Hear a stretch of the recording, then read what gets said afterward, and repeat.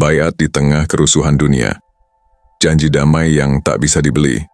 Bismillahirrahmanirrahim. Saudaraku sekalian, dunia sedang gaduh.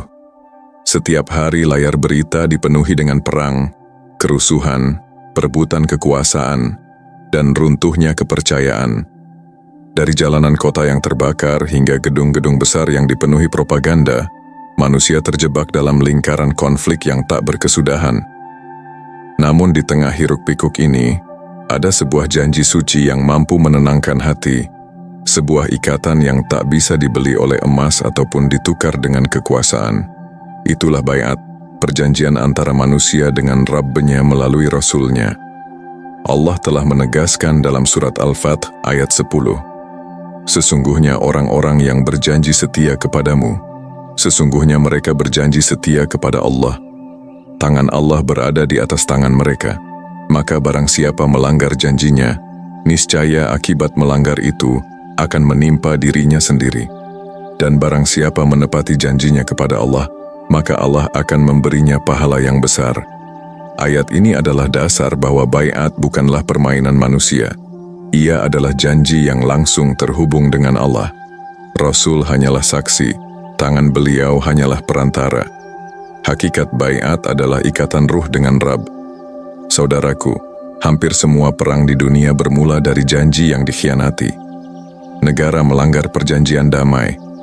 Pemimpin mengingkari sumpah jabatan. Sahabat menusuk dari belakang demi harta.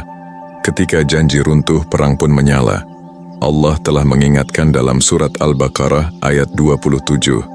Orang-orang yang merusak janji Allah setelah diteguhkannya dan memutuskan apa yang diperintahkan Allah untuk disambungkan, serta membuat kerusakan di bumi.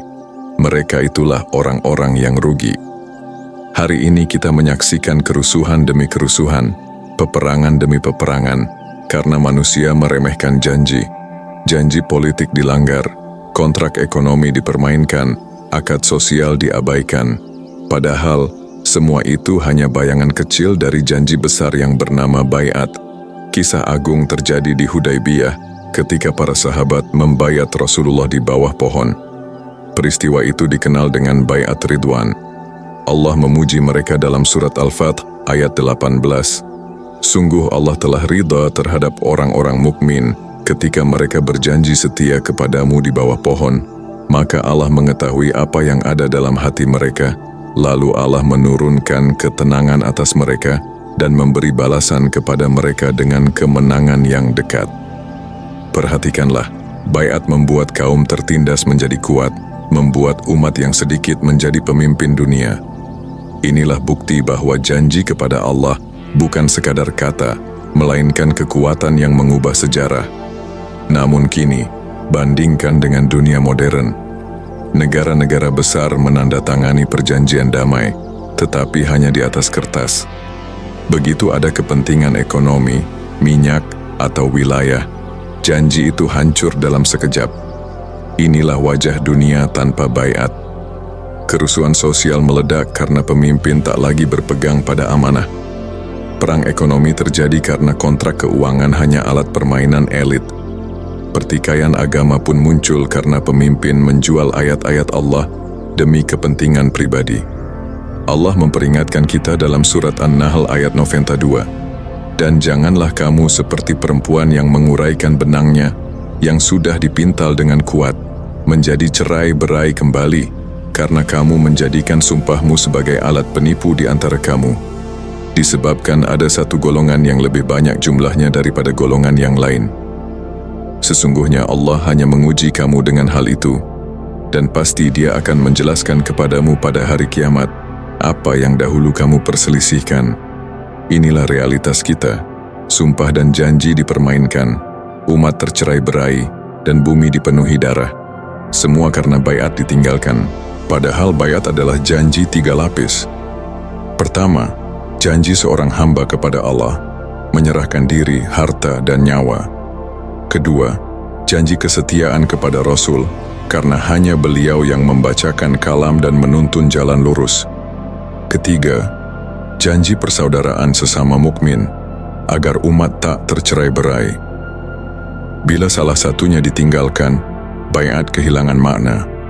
Allah menegaskan dalam surat An-Nisa ayat 59, "Hai orang-orang yang beriman, taatilah Allah dan taatilah Rasul, serta ulil amri di antara kamu.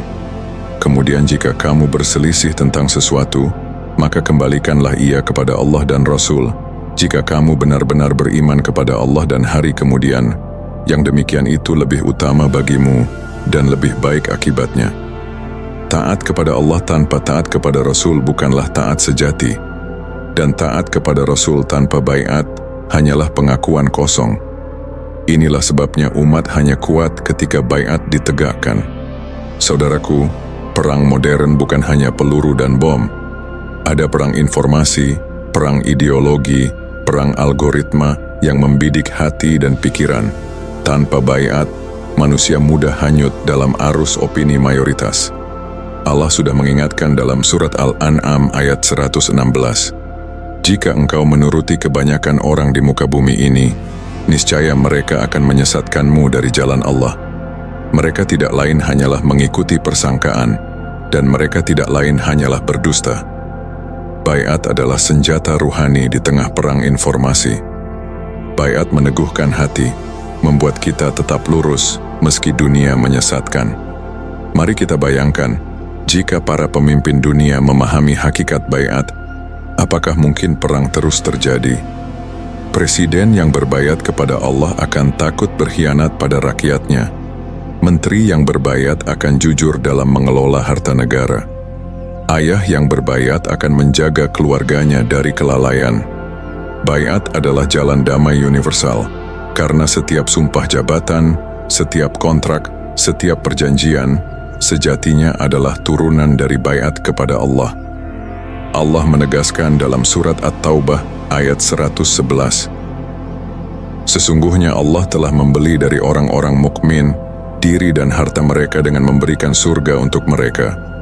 Mereka berperang di jalan Allah, lalu mereka membunuh atau terbunuh. Itulah janji yang benar, yang telah Dia tetapkan dalam Taurat, Injil, dan Al-Quran. Dan siapakah yang lebih menepati janjinya selain Allah? Maka bergembiralah dengan jual beli yang telah kamu lakukan. Itulah kemenangan yang agung." Baiat bukan hanya konsep untuk para sahabat. Ia tetap relevan dalam hidup kita hari ini. Dalam pekerjaan, baiat membuat kita jujur. Dalam keluarga, baiat membuat kita setia.